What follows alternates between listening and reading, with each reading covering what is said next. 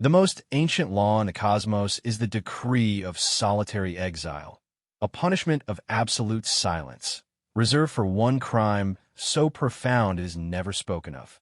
For 800 millennia, the galaxy has flourished in peace, its younger races building gleaming civilizations upon forgotten, hidden foundations. The architects of that peace, the venerable Galactic Council, speak of the exiles only in hushed, fearful tones, a cautionary myth of a species erased from history and memory. Today, the myth is knocking on the door, not with warships or declarations of war, but with a single, modest vessel of archaic design, hailing on forgotten frequencies. Its message is simple, polite, and utterly world-shattering. Humanity requests permission to rejoin the galactic community in accordance with the terms of our sentence. As the Council spirals into panic, a terrible, unspoken truth dawns on its members. The exile was never about punishment. It was a quarantine, and humanity, having survived the unimaginable silence of 800,000 years alone, has not come back for forgiveness. They have come back to settle a bill. And the price, as the galaxy is about to discover, must be paid in full. The air in the grand conclave chamber, usually crisp with recycled efficiency, hung thick with a static of disbelief. Senator Xylos of the Venerian Arborex adjusted his fronds, a nervous gesture his species hadn't needed in epics. On the central holographic stage, the image of the vessel rotated, a blocky, angular thing of tungsten and ceramic composites, propulsion systems the Council's archives classified as pre-FTL, primitive fusion scorch. It was a fossil, a relic that had no business moving between stars. The authentication codes, whispered Archivist Prime Cthar, his insectoid carapace clicking softly, are irrefutable. They are layered with the old protocols, the ones sealed before the first consolidation. The vessel identifies itself as the Galahad, of soul, of Earth. A wave of subsonic distress rippled through the amphibious delegates from Nereus. The avian tree representatives tucked their heads under their wings, a gesture of profound terror. Only the stoic, mineral-based delegates of the crystalline Concord remained outwardly unmoved, their facets dimming slightly. The exile's Senator Xylos finally managed the word tasting of ash. They are petitioning for reentry after the term. It is unprecedented. The decree stated a term of 800,000 standard cycles, Cthar intoned, pulling the ancient scripture into the shared data stream. It did not specify what would happen after. It was assumed no species could survive such isolation. The psychological fragmentation, the genetic drift, the resource depletion, it was a death sentence written in time. Yet they are here, said a new, cold voice. It belonged to Ambassador Vorlak of the Kel Empire, a species of sleek predators who had risen to prominence in the last 100,000 years. His silver scales reflected the chamber's light dismissively. And they come in a tin can. This is not the return of a god. It is the stumbling of a beggar. We should scan them, debrief them, and, if they are harmless, perhaps assign them a reservation on some barren rock. Their era is a forgotten footnote. A murmur of agreement came from the younger races. The fear was being overridden by curiosity, then by a dismissive superiority. The exiles were a ghost story, and this ghost looked pathetic. The decision was made.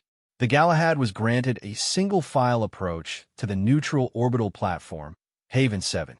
A diplomatic, welcoming committee, heavily guarded by sleek Kellian interceptors, was assembled. The news, carefully sanitized, leaked to the galactic public. A historical curiosity was occurring. The long-lost exiles had returned, feeble and obsolete. The first human emerged under the harsh docking lights of Haven 7. His name was Eris Thorn, designated speaker. He was tall, bipedal, unremarkable in the galaxy's diverse tableau. He wore a simple gray ship suit, patched in places. His face was pale, etched with lines that spoke of years, not millennia. His eyes, a calm blue, took in the gleaming platform, the armed guards, the hovering drones, the gathered dignitaries in their resplendent bioluminescent robes and polished exosuits. He looked ordinary, disappointingly so. The formal greetings were exchanged, translated through old, dusty language files. Eris Thorn was polite, his tone even. He expressed gratitude for the welcome. He requested an audience with the full council to present humanity's formal petition for reintegration. It was during the initial cultural exchange in Haven 7's reception hall that the first crack appeared. Ambassador Vorlak, swirling a luminescent drink, approached Eris. "Your vessel," he said, his voice dripping with condescending courtesy.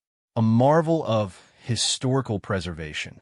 We must admire your tenacity, clinging to such primitive technology. Tell me, how did you even get here? The distance is considerable for a fusion scorch drive." Eris took a sip of water, plain, unenhanced H2O. "The Galahad is a generation ship. Ambassador," he said mildly. "Launched approximately 790,000 years ago, just after the ratification of the decree. It has been traveling ever since.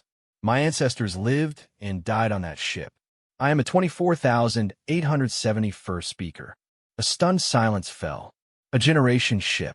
The concept was archaic, a tragedy of pre-FDL civilizations. To willingly subject oneself to such a slow, generational crawl, it was unthinkable. "You mean you have been en route for all that time?" asked a fascinated, horrified xenobiologist from the Arborex. "The psychological strain, the societal evolution. It must be a miracle you are even coherent." "Our purpose was coherent," Eris replied, his eyes locking with Vorlak's. "To return, to fulfill the terms. The Council's law promised a hearing after the sentence was served. We are here for that hearing." Vorlak scoffed. "Your purpose is a quaint artifact. The galaxy has moved on. Your species' transgressions are lost to legend. We have peace. We have harmony. We have laws and systems you cannot possibly comprehend. What can you possibly offer? What is your petition?" Eris Thorn set down his glass. The simple click echoed in the sudden quiet. He did not raise his voice. "Our petition is simple, Ambassador. We wish to present our case, to show the Council what we have learned during our exile." And then he paused, his calm gaze sweeping the room. "We wish to collect what is owed." "Oh," Vorlak laughed, a sharp, barking sound. "You are owed nothing. You were exiled. It was a mercy." "Mercy," Eris repeated, tasting the word. He nodded slowly. "Yes, that is one perspective. We will present ours. Tomorrow, before the full council." That night, across the galaxy, feeds buzzed with the image of the humble human. The story was a sensation, the pathetic, persistent exiles crawling from the dark. They were a pity, a curiosity. The ancient fear was fading, replaced by a patronizing amusement. The mighty exiles were just sad. But in the deepest, most secure archives, Archivist Prime Cthar stared at the original, unredacted decree of solitary exile. He saw not just the sentence, but the listed signatories, every major species of the era. And the stated reason for the exile was not some galactic war, not a resource crime. It was a single, chilling phrase for the crime of forbidden empathy and the existential peril it presents to ordered civilization. Cthar's carapace clacked in dread. He didn't know what forbidden empathy was, but he knew a quarantine order when he saw one. And the quarantined, after enduring impossible conditions, never returned to thank their jailers. They returned to ask why. The grand conclave chamber was packed to its vaulted ceilings. Every species, from the gas giant floaters to the silicon-based diggers, had tuned in via the galactic stream. This was history, a bizarre spectacle. The ancient, fabled bogeyman stood alone in the petitioner's circle, a plain figure against a sea of glittering, advanced life. Speaker Eris Thorn stood silently as the formalities droned on. Finally, he was given the floor. There were no grand holo-displays, no data stream burst from him. He simply began to speak. "Members of the Galactic Council, 800,000 years ago, you exiled us. The official record states it was for the crime of forbidden empathy. You defined this as our pathological inability to accept the natural order of predation, suffering, and evolutionary disregard. You saw our drive to heal the sick of other species, to mend broken ecosystems we did not originate in, to weep for tragedies light years away, as a dangerous contagion of sentiment. You feared it would destabilize the cold, clean logic of cosmic progress. He paused, letting the ancient, almost silly-sounding charge hang in the air. Smirks were exchanged among the Kel and their allies. "You were correct," Eris said, and the smirks froze. "It was a contagion, and you were right to fear it." He tapped a simple control on his wrist. A hologram, grainy and old, sprang to life. It showed a pre-exile Earth, lush, beautiful, but also scenes of human hospitals treating wounded alien creatures, a six-legged grazer from a now-dead world, a crystalline entity shattered by an asteroid impact. It showed humans building supports for collapsing alien hives, sharing terraforming data freely, their faces etched with a concern that transcended species. We called it compassion. You called it disorder. To preserve your ideological purity, you cast us out. You walled us in a bubble of silence, forbade any contact, hoping the universe would forget us, and we would forget ourselves. The image changed. It showed the Galahad's interior, not as a sleek starship, but as a winding, dense ecosystem of corridors, farms, libraries, and homes. Generation upon generation, living and dying in the metal belly of a slow-moving arc. The exile did not break us. It focused us. With no one else to feel for, we turned our empathy inward. We studied it. We mapped its neurological pathways. We understood its evolutionary roots not as a flaw, but as a latent weapon, a survival tool of unparalleled power. In the absolute silence, we learned to control it, to direct it, to weaponize it. A ripple of unease went through the chamber. Fulak leaned forward. "You come here to threaten us with feelings?" "No," Eris said, his voice deadly soft. "I come here to demonstrate the bill. You see, the crime was not forbidden empathy. The crime was yours, theft. You stole from us the very thing you feared. You stole our purpose, our right to interact, to care, to help. And then you built your peaceful, prosperous civilization on a foundation of willful indifference. You allowed the Zal plague to run its course because it was evolutionarily sound. You watched the cradle world of the Melani drown in solar flares because intervention was against natural order. Your peace is built on a mountain of silent, sanctioned suffering you chose to ignore. Our exile was the price we paid for your comfort." He was not shouting. His calmness was more terrifying than any rage. "For 800,000 years, we have been accruing interest. The pain of the Galahad's dead, born and died in metal tunnels. The loneliness, the silenced urge to reach out. That is our principle. The suffering you consciously allowed to happen across the galaxy, which we, in our exile, were hypersensitized to feel echoes of through the void. That is the interest." The chamber was utterly silent. The patronizing amusement was gone, replaced by a dawning, cold horror. "What is your demand, Exile?" High Senator Xylos asked, his fronds trembling. "Our demand is payment in kind," Eris stated. "We will not take your territory. We will not dismantle your empires. We will perform a single, targeted empathic retroaction. We will make you feel it." He looked directly at Ambassador Vorlak. "You, Ambassador, whose species prides itself on predatory efficiency. You will feel, simultaneously, the terror of every being your kind has ever hunted, and the bleak despair of the last of species you consumed for sport." He turned to the Nereans. "You, who hid beneath your waves while a neighboring continent of sentience burned, will feel the searing heat of every flame and the choking despair of every cry for help you ignored." His gaze swept the council. "Every species will experience, in a condensed, controlled burst, the sum total of the suffering they have deliberately ignored for their own benefit since our exile began. You will pay the emotional debt. You will understand the cost of your peace." Pandemonium erupted. Vorlak was on his feet, shrieking about declarations of war, about psychic terrorism. The council devolved into chaos. Eris Thorn remained unmoving in the eye of the storm. Finally, he spoke over the din, his voice cutting through. This is not an attack. It is a balancing of the scales. It is the price you agreed to when you signed the decree, thinking you would never have to pay. The transmission will commence in 6 hours from the Galahad. You cannot stop it. Our ship is not a primitive relic. It is a focused antenna built over millennia, tuned to the frequency of consciousness itself. You can choose to understand, or you can choose to be destroyed by the truth. The payment is due. He turned and walked calmly from the chamber, leaving a galaxy teetering on the brink of panic. The harmless beggars were gone. In their place stood collectors of the most terrible debt imaginable. Haven 7 became a fortress. Kellyan warships, sleek and deadly, surrounded the humble Galahad, their energy cannons glowing with lethal charge. Across the council worlds, shields were raised, psychic dampeners of every known design were activated at maximum power.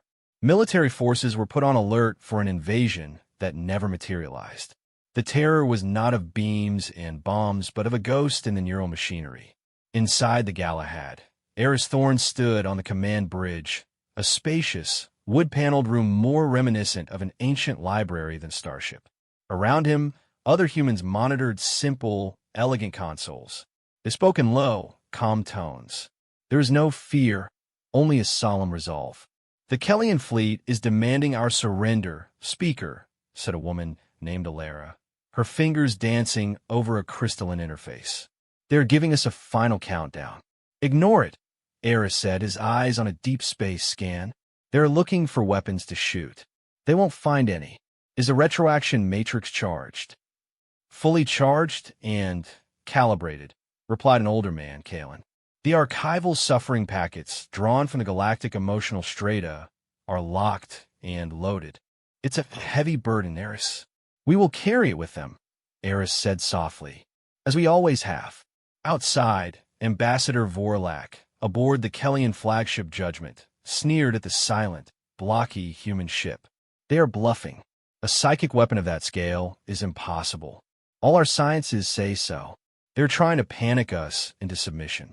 Target their engines. Disable them. We will drag them out and show the galaxy what happens to beggars who make threats. The order was given. Lances of crimson energy sliced through the void, striking the Galahad's stern. The energy did not explode. It did not scorch. It was absorbed, shimmering across a suddenly visible hexagonal field that flickered like mother of pearl around the human ship. The Galahad didn't even shudder. On the Judgment's bridge, Vorlak's triumph turned to confusion. What? Increased power. Full barrage. Another volley, and another. Each strike was swallowed by the shimmering field, which grew brighter, more complex with each absorption. Inside the Galahad, Kalen looked at a readout. They are feeding the Matrix. Their aggression is providing the final triggering resonance. Interesting. Their fear-hate is a perfect catalyst. Eris nodded. Then it is time. Open the channel. All frequencies. His face appeared on every screen, in every mind link, across the galaxy. He looked weary, but resolute. You have chosen resistance over understanding. You have tried to silence the bill collector with the very violence that accrued the debt. So be it. The payment is now compulsory. Feel what you have owed. He gave a slight, almost regretful nod. On the bridge of the Judgment, Vorlak opened his mouth to give another order. It died in his throat. A wave of something hit him. It was not pain. It was deeper, worse. He was no longer Vorlak. He was 1,000, a million, a billion beings. He was a fledgling sky singer on the winds of Larai, feeling the searing heat of a Kellyan hunter's plasma bolt, the confusion, the plummeting terror, the why. He was the last grazer of the tundra plains, her legs broken, watching the shadow of the Kellyan harvester descend, feeling the crushing despair of her entire lineage ending. He was a rival Kellyan male, defeated in a clan duel, feeling not just the physical agony of the killing blow, but the utter emptiness of ambition extinguished. The emotions were raw, unfiltered, overwhelming. They were not memories. They were present-tense experiences flooding his psyche. Vorlak screamed, but it was a chorus of screams. He collapsed, claws tearing at his own scales, trying to escape the prison of his own mind. Across Nereus, the aquatic beings thrashed in their oceans. They felt the dry, cracking agony of the land dwellers on their own world they had ignored as their sun fried the continent. They felt the desperate, air-choking prayers of those who died looking at their untouched, abundant seas. On the Arborex homeworld, Senator Xylos writhed in the soil of his root chamber. He felt the blind, grinding hunger of species they had deemed pests and sterilized into extinction. He felt the silent, lonely withering of the last photovore on a shaded asteroid they had mined and abandoned. The galactic capital, a marvel of tranquility, became a symphony of anguish. Every species was experiencing, in a devastating torrent, the compounded, ignored suffering they had contributed to. The crystalline concord, who believed themselves above organic emotion, shattered as they resonated with the catastrophic harmonic despair of planets they had coldly strip-mined. It was not a selective punishment.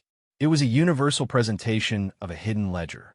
The elegant piece of the galaxy was revealed for what it was, a fragile lie built on a foundation of countless quiet agonies. And, through it all, a constant, gentle presence was there, not causing the pain, but holding it. A human presence. The humans on the Galahad were not observers. They were conduits. They were feeling every single ounce of what they were transmitting, acting as buffers, guides, preventing the psychic feedback from permanently shattering every mind in the galaxy. They were paying the price, too, in real time, their own bodies trembling, tears of blood streaking their faces, but they held the line. They were not inflicting torture. They were forcing a shared, horrific empathy. The storm of feeling lasted for 6 standard minutes. In galactic history, it would be known as the sorrow. When it passed, the silence that followed was different. It was not the silence of peace. It was the stunned, hollow quiet after a cataclysm. On the judgment, Vorlak lay curled, whimpering, his predatory majesty utterly broken. On 1,000 worlds, beings looked at each other, and, for the first time, truly saw the other. They saw the hidden scars, the shared cost of their indifference. The shimmering field around the Galahad faded. It looked dormant, inert. The human broadcast resumed. Eris Thorn's face was gaunt, his eyes hollow with shared pain, but his voice was steady. The debt, he rasped, is paid. The retroaction was not vengeance. It was a receipt. You now hold the emotional data of the true cost of your civilization. What you do with it is your choice. For cycles, the galaxy was in shock. There were no calls for retaliation. How could you retaliate against the truth? The very foundation of their society, the principle of non-interference born from cold logic, lay in tatters, exposed as a cowardly, genocidal philosophy. Slowly, haltingly, changes began. The Kel Empire, its predatory ethos shattered from within, publicly disbanded its hunting fleets. They established the first memorials for species they had eradicated, their rituals now filled with a new, aching solemnity. The Nereans launched their first disaster response ships, their oceans now a source of life they felt compelled to share. The Arborex began seeding biodomes across dead worlds, a desperate atonement for millennia of ecological disregard. The Galactic Council reconvened. It was a somber gathering. The seats were the same, but the beings in them were fundamentally altered. High Senator Xylos spoke first, his voice frail. "We have seen the ledger," he said. "We understand the price. The humans, they did not just make us pay. They paid it with us. They felt every moment. They stopped us from being destroyed by it." Ambassador Vorlak, now a diminished figure, spoke without looking up. "We asked what they could offer. They offered us our own souls back, at a terrible cost. A new proposal was drafted, not just an offer for humanity to rejoin the Council, but a plea for them to take a new seat, the seat of remembrance, the keepers of the ledger. Their purpose would be to remind, to guide, to ensure the galaxy never again forgot the cost of its choices. A delegation was sent to Haven 7 to the Galahad. They found the human ship quiet. The delegation, led by a chastened Xylos and a quiet Vorlak, was met by Alara at the airlock. She looked tired, but her eyes held a deep, knowing peace. "Speaker Thorn awaits you in the grove," she said. She led them through the ship, not to a command center, but to a vast, interior space at the ship's core. It was a forest, real trees, centuries old, their branches reaching up towards artificial sunlight. A stream trickled. The air smelled of soil and life. In the center, by the stream, sat Eris Thorn. He looked up as they approached. "Senator, Ambassador." Xylos bowed his fronds deeply. Vorlak could only manage a stiff nod, his pride gone, replaced by a raw humility. "We have come," Xylos began, "to offer, not just a seat, but an apology and a request. We need your understanding, to help us rebuild on a true foundation." Eris was silent for a long moment, listening to the water. "We did not come back to rule, or to guide. We came back to settle accounts. And you have," Vorlak said, his voice rough, "more than settled. The Galahad is dying," Eris said simply, looking at the trees. "Its journey is over. Its purpose fulfilled. We are the last generation. Our biology, it was tuned for the journey, for the retroaction. We are not long for this galaxy." Xylos felt a profound new sorrow. After all this, they would be left alone with their guilt?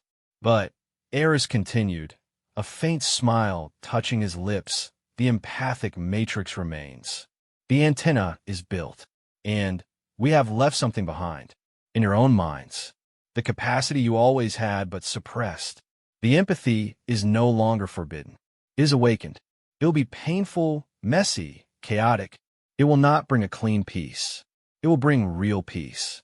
The kind you have to work for every day. You must be the keepers of your own ledger now. He stood, looking at the two aliens, representatives of a changed universe. Our price was paid. Your debt is cleared. The future is yours to feel. Make it worthy of the sorrow it cost. The humans of the Galahad did not take the council seat. They remained on their ship, in their grove, as it drifted into a quiet orbit around a neutral star. They lived out their days in tranquility, the galaxy's quiet conscience. And across the stars, civilizations began the slow, painful, beautiful work of building a galaxy not on indifference, but on understood connection. Wars did not vanish, but they became harder to start. Suffering did not cease, but it was no longer met with a cold, collective shrug.